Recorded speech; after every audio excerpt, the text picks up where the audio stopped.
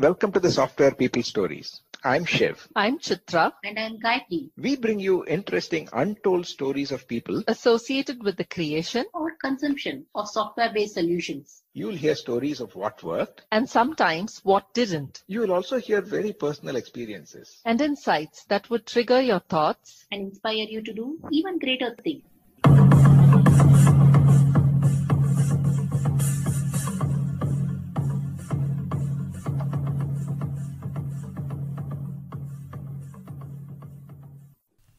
Do what you love and love what you do. An offset phrase and one that very few of us have had true experience with. Our guest today, Raksha Rao, CEO and co-founder of Parjanya Creative Solutions, is one such, who's found that ideal intersect between her passion and her work, so much so that they're almost one. Raksha gives us glimpses into her inspiration, driven by a deep interest in fitness and love for classical music, and what she looks for when hiring people for the company. Listen on. Good morning, Raksha. A very warm welcome to you on the Software People Stories podcast. It's a pleasure to have you here with us. We'll see. I'm really excited to see how this conversation goes today. Good morning, Chitra. Thank you for having me. Likewise, I'm super excited to be here and also looking forward to talking to you and our conversation today. So we usually start by asking guests to introduce yourselves. And how would you like to do that for our listeners? Sure. So again, my name is Raksha Rao and I am the CEO and co-founder of a company called Parjanya Creative Solutions. Currently, we're focused on building products in the health, fitness, and arts domains. And what we focus on is technologies, interactive media technologies like AR, VR, and spatial audio. That's a little bit about me. So Raksha, your life in technology and a technologist, you also have multiple other dimensions too. Where did all this begin? You know, your interest in health and fitness, your perhaps training in classical music, and your segue into technology. How did all that come to be? Yeah, classical music, I think, was one of the first things that I picked up. My mother is a singer, both my grandmothers sing. And maybe it just ran in the family somehow. But I began singing when I was a 4-year-old. I started taking formal lessons when I was a 4-year-old. So it started on quite early for me. Yeah, so music has always been a part of growing up. Like I've always been going to classes, and that's been a huge part of my life. And so the same thing has continued, and I'm really fortunate to be also working on something that is very much related to music. So that's always been there, and I still continue to take classes. I still continue to teach and perform. That's the music part that's been going on. Health and fitness is something that when I got married to Krishna, who's my husband and my co-founder, we were in a place in the US where it was really, really conducive to running, and it was a very picturesque little town. So that's how we both got started. And actually, he was actually doing it much before me, and I just happened to join in on the journey there. But we began running marathons, and we were quite serious about it. We finished a couple marathons, and health and fitness has always, it's taken a front seat for me ever since. So that's how, yes, we both got interested in the domain and tried to, marry that with technology and the skill set that we had in technology. I am by education a computer science engineer, and I got introduced into computer science way back in my 11th standard, where I took computer science as an elective, and we were taught computer programming back then. So yeah, right from school, I've been doing computer programming, and yes, that's continued till date. That's a short, introduction into like these different facets of my life right now. Very interesting, Raksha. Yeah. A teacher, a lifelong learner, you appear to be. Absolutely. And somebody who has found the sweet spot between passion, entrepreneurship, and your daily work. It seems like a tremendous combination. So how did this journey for you begin? What did you do after your graduation? And how did that eventually lead into the space of entrepreneurship? Yeah, when I finished my bachelor's in computer science, I was looking for jobs, and here I started off my career with Siemens here in Bangalore, and I was working there for a couple of years. For me, what really fascinated about the branch of computer science was the kind of, it was never about rote learning or something like that. It was always about the logic, and it was about making sure that whatever you write or whatever you create is the most optimal and the best solution that you could do.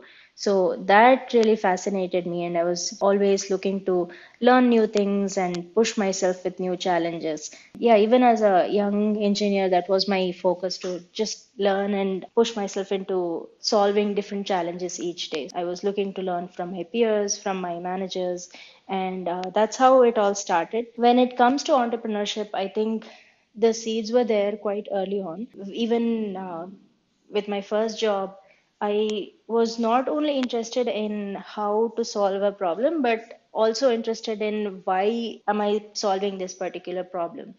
And that's where the roots of entrepreneurship really began, where I also wanted to see, like, why are we building a solution? Whom are we building this for? Eventually, as I grew into my career, that itch remained, where I wanted to see a much larger picture than what I was just, working on, or what the solution that I was coding that particular day, for example. Yeah, I always wanted to become an entrepreneur and know the entirety of the solution and the picture. Yeah, that's, I think, where it all began for me. It's a big step that you've taken so early in life. Usually, I've seen two ends of the spectrum. Either people straight out very early on become entrepreneurs, sort of after you maybe had enough of experience in various domains, or enough of a corporate life, and then you decide, okay, now I need to do something on my own. But you and your husband seem to have embarked on this journey very early on. Weren't you all worried about anything? Weren't you all, how did you take this decision so early on? I'm sure there must have been a lot of risks, a lot of challenges. What actually caused you to bite the bullet? What kind of support did you receive? It's interesting. I mean, while I speak for myself, and while I say that, I've always had the itch to become an entrepreneur and start something on my own, it was interestingly the same ideas and the same kind of ambition that Krishna also had. Was and Somehow, when we both have worked for different companies. We worked for like smaller startups, and we worked for big firms. Yeah, all through our careers, I think I mean, for him, it was almost like more than a decade in the US. All through that time, we have always talked about, doing things on our own and building apps and building solutions that we are focused about, we are passionate about the domains. So yeah, I think this has always been on our mind. And when we moved back to India in 2019, we felt that it was just the right time to be doing that. Like we are seeing now, the wave of entrepreneurship, startups is on a big high right now in Bangalore, and the time just felt right to be doing this. And that's, I think, why we jumped onto it, and we thought that we could actually give this a chance, where we build something that we both were passionate about. Nice, Raksha. It's good to have a partner, in every sense. This is, I guess, has turned out to be a beautiful journey together. Absolutely, yeah. So this is certainly a curiosity question. You said your husband had spent over a decade in the US, and you yourself, you spent a lot of time there. It's not common to find people who take a decision to move back. So what really triggered it? Because in the US, you have a conducive startup ecosystem as well. Typically, what you hear here locally is that while yes, there is a very energetic and vibrant startup community here as well, people also tend to find it relatively more challenging to set up a business from scratch. Yeah. What was your urge to Um, come back, and what have you faced in terms? What's worked well for you, and what remain as challenges? that's actually a very interesting question. Again, like, we both always wanted to come back for good in India. And though, like you say, the startup ecosystem even in US is really, really great. And we were in California, which is the heart of computers and startup and innovation in the technology space.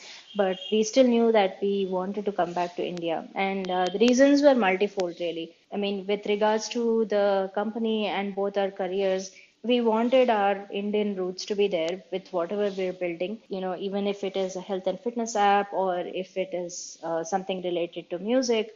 We always knew that we wanted to produce everything that we did in India. So we wanted the content to be originally produced and made in India. And we were really, I mean, we take pride in doing that. And we really wanted to be here to be able to do that. So, just being in the US and trying to produce something in India was a little like the logistical challenges of that are many. So we wanted to be here and to be able to do that. So we wanted to highlight everywhere we were seeing apps that were coming out and really highlighting the best parts of the world through their apps, but somehow that thing was missing for India. And so we also wanted to give it a shot and do our part in doing that. So that was one. And again, like, all our families were here, and we wanted our little daughter, who's 3 now, we wanted her to grow up in India and have the same kind of atmosphere that we both had as we were growing up. So that was one of the biggest drivers for us.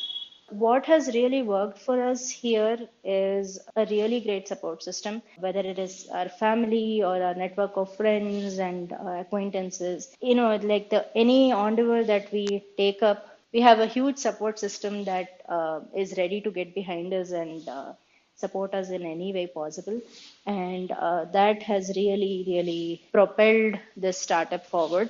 And yeah, we're really both really grateful for all the people who do what they do to make things happen. That's nice, Raksha. Nothing like having friends and family as the wind beneath your wings. And I really hope that continues for you all. You started your company in 2019, and come 2020, the world was in the throes of something that I think hadn't happened in 100 years. How has that worked out for you? It must have been early days of the company. So hiring the right people, getting the team to work together, understanding each other. And I'm assuming most of that happened remotely. Last 18 months been like for you? Honestly, something that we never expected would happen. Like, we had a completely different picture in mind while we were coming back. And like the first 8 to 9 months were like exactly like how we had imagined. There were a lot more travels and a lot more going out and actually meeting people, but somehow that hasn't happened. But you're right, like most of our company and the building part of it, hiring, everything has happened online. Though we would have really preferred for all of us to be in the same room, in the same building, to be working off together.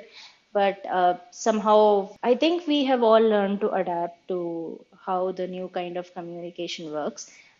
Be it Zoom calls, Skype calls, whatever it is, we have learned to adapt best to it and make sure that we communicate often, we communicate effectively, but at the same time, we are mindful of each other's space and time.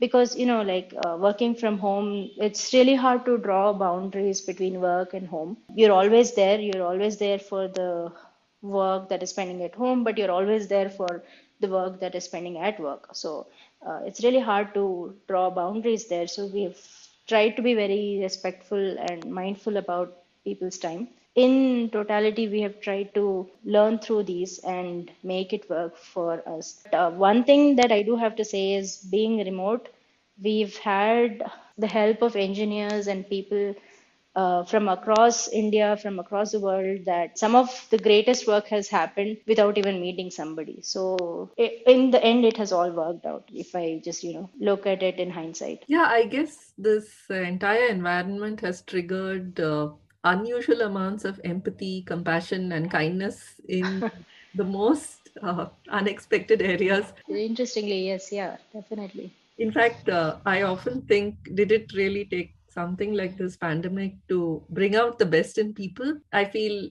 maybe it's a good thing in many ways. I've also heard this from a lot of other people who began their businesses and help came from the most unexpected corners, but if you asked for it, it was always there.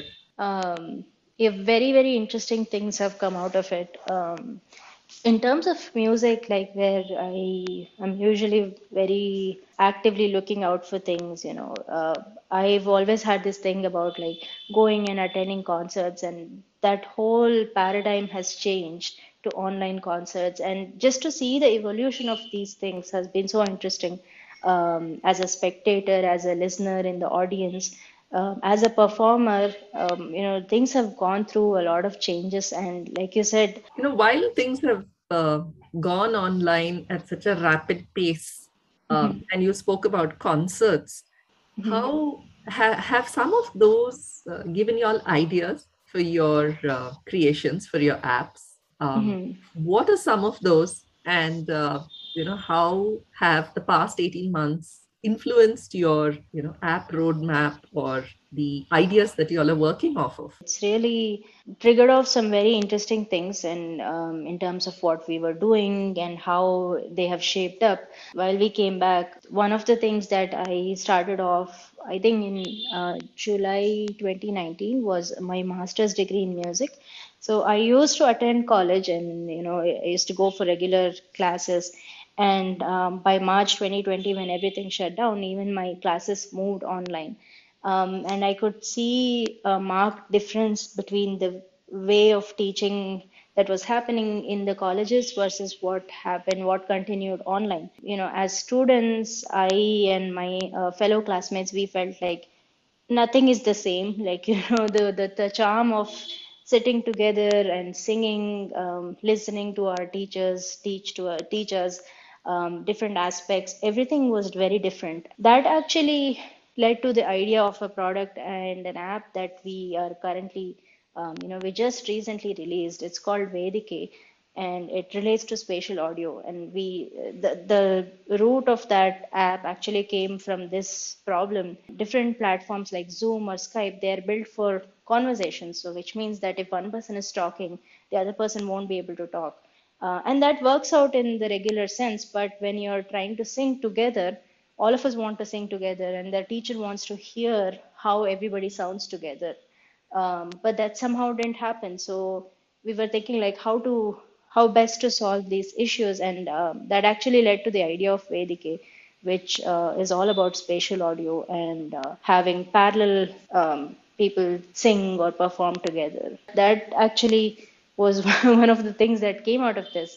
And the other product that we are developing, it's a yoga-based app called Prayoga, and it uses body tracking to give you real-time feedback.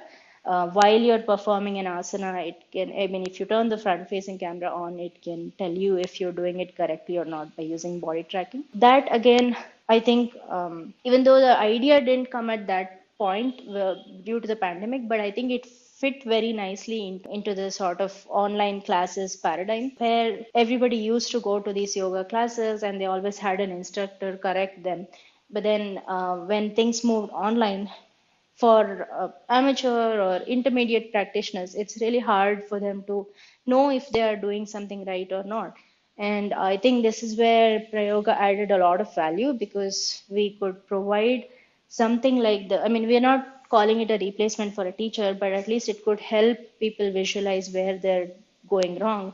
And I think it was very timely and it was very well received. That's both our apps and how they either stemmed from it or they fit right into the paradigm of online education and teaching and performances. Wonderful, Raksha. It sounds really exciting. And I have so many questions, especially around the spatial audio, but maybe that's a conversation for another time. Dave.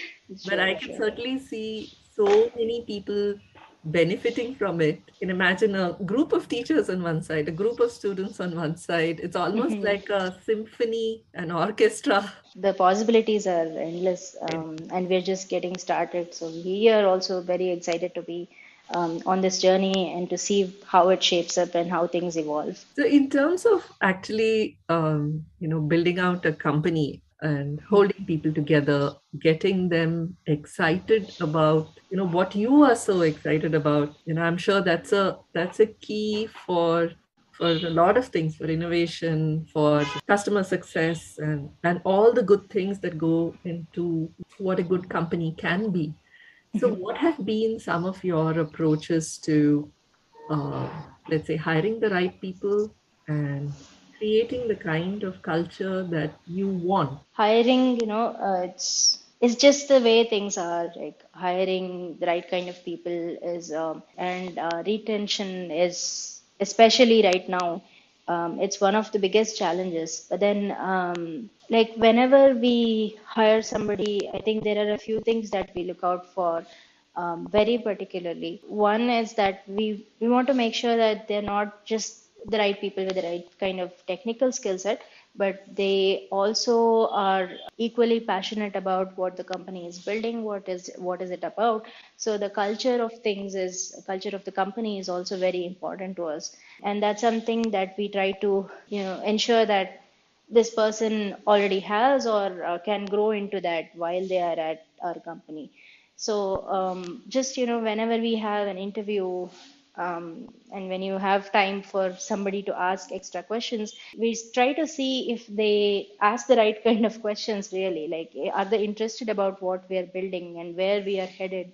So those kind of things are something that we look out for when we are hiring. Even at the company, we are trying to build things really fast. We want to be in the pulse of the innovation. We want to try to build things and pivot if things are not looking right, if the assumptions that we had about a certain product or certain service that we have, if it is wrong, we want to make sure that we can change quickly. So that culture of change and adapting to things, that's also really important to us. So yeah, these are some of the things that we are trying to hire for, and we are trying to make sure that we have it internalized in the company. So Again, a curiosity question for me. As a leader, as a CEO of a company, has your music training helped you, bring some of those practices and disciplines to what you do as part of running a company every day? honestly, I never think of it as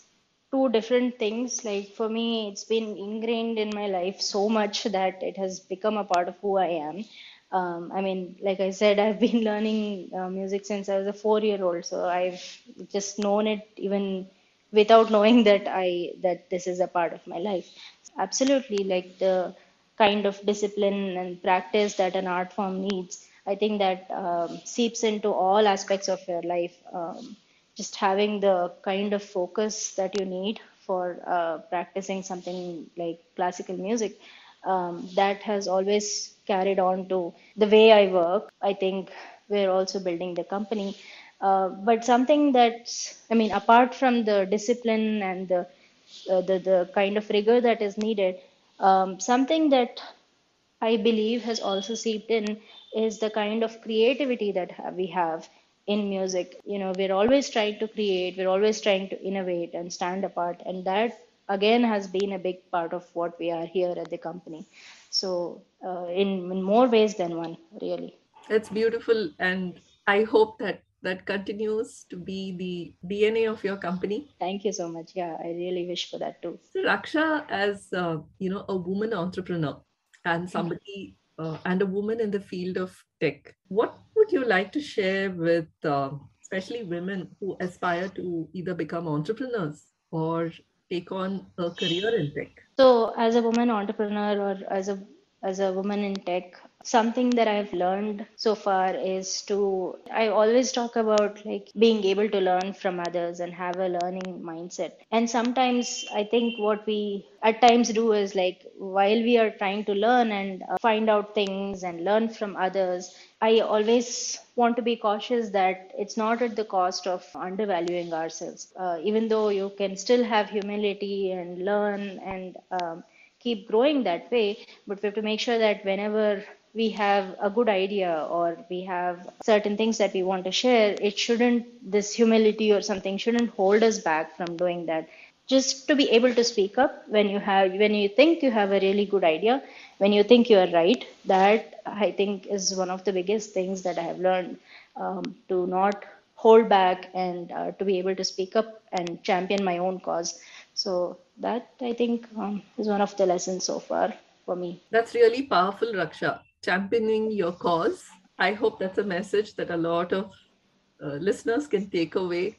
It's extremely inspiring. As we come to the end of this conversation, I do foresee many more conversations. Not sure in which context yet. So, we ask all of our guests to leave some messages for our listeners, and in this case, whether they may be entrepreneurs, they may be aspiring entrepreneurs, they may be people who are just getting ready to step out of college or step into a career in tech. So there's a wide variety of listeners we have. What are some of your life lessons that you would like to leave for our listeners? Yeah, honestly, I think I'm quite early on here, and there have been a lot of people who have done great things, and there's a lot to be learned. Yeah, I am still learning and growing each day, but something as founder and as a woman entrepreneur, something that I have learned so far. I mean, this has been my experience. I mean, there are a lot of things going on around us. There are, new unicorns that spring up, and everybody is like, the startup ecosystem has been going really strong here. And it's easy to make comparisons, and it's easy to, compare yourself to peers and compare the successes and the failures.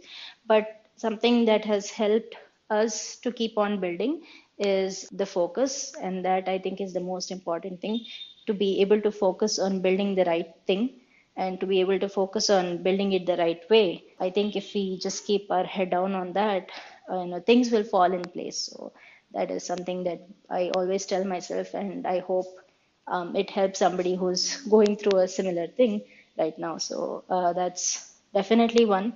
And like I think I've mentioned a couple times in this conversation here, for anybody who's starting out new and who's starting out in tech, want to build their career, just having a very learning mindset to just be open to new ideas, new things. And tech is so fast moving, the technology, that there are different computer languages that come out every day. Just be open to change, and that's, I think, when we grow and we learn the best, when we are open to change. So yeah, those are my 2 cents. Very nice, Raksha. And, Thank you. wishing you, Krishna, and your team all the very best. And very excitedly looking forward to what Parjanya Solutions is going to present to the world. Thank you so much for your time and being part of this podcast show. And I would certainly look forward to many more conversations with you. Thank you, Chitra. It was an absolute pleasure being here, and thank you for having me. And yeah, I would also really look forward to our future conversations and see where those lead to. Thank you so much again.